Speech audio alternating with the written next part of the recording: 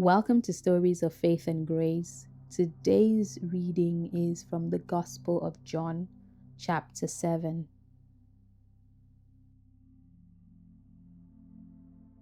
After this, Jesus went around in Galilee.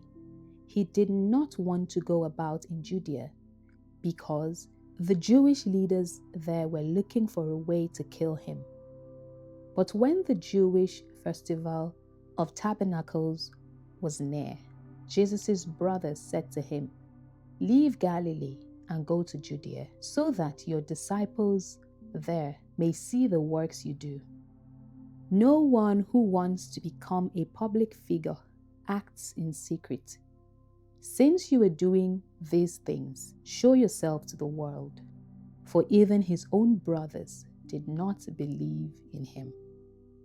Therefore, Jesus told them, "My time is not yet here. For you, any time will do. The world cannot hate you, but it hates me because I testify that its works are evil. You go to the festival. I am not going up to this festival because my time has not yet fully come." After he had said this, he stayed in Galilee.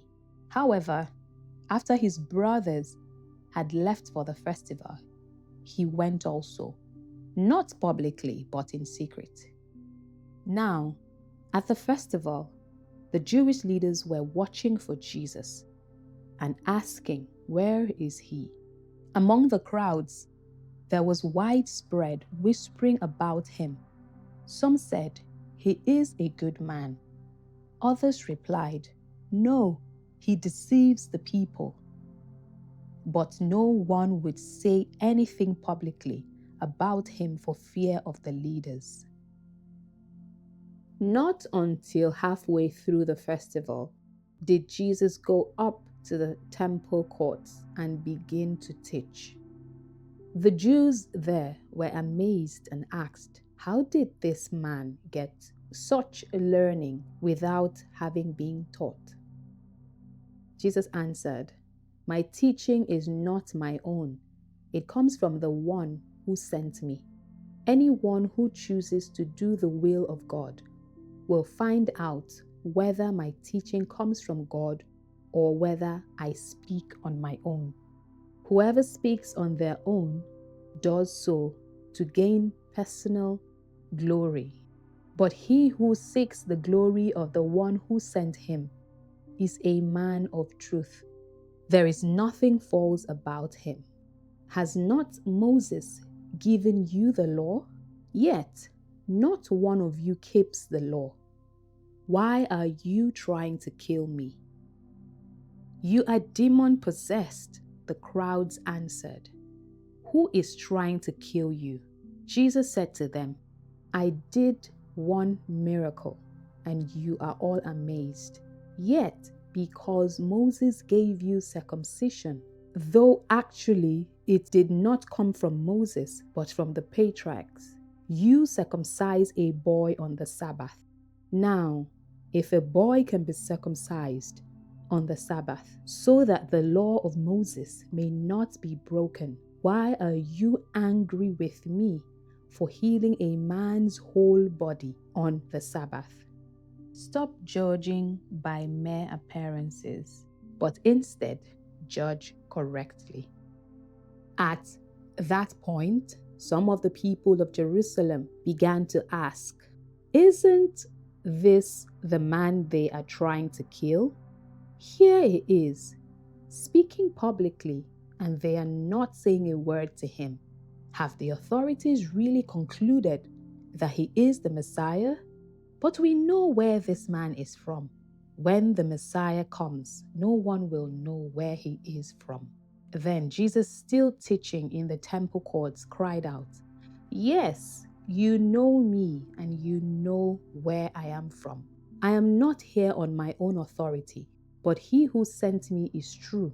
You do not know him, but I know him because I am from him and he sent me." At this, they tried to seize him, but no one laid a hand on him because his hour had not yet come.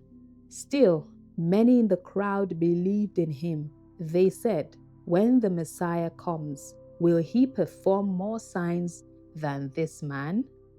The Pharisees heard the crowd whispering such things about him. Then the chief priests and the Pharisees sent temple guards to arrest him. Jesus said, "I am with you for only a short time, and then I am going to the one who sent me. You will look for me, but you will not find me, and where I am you cannot come." The Jews said to one another, "Where does this man intend to go that we cannot find him?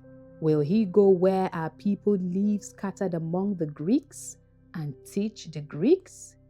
What did he mean when he said, "You will look for me, but you will not find me, and where I am you cannot come"?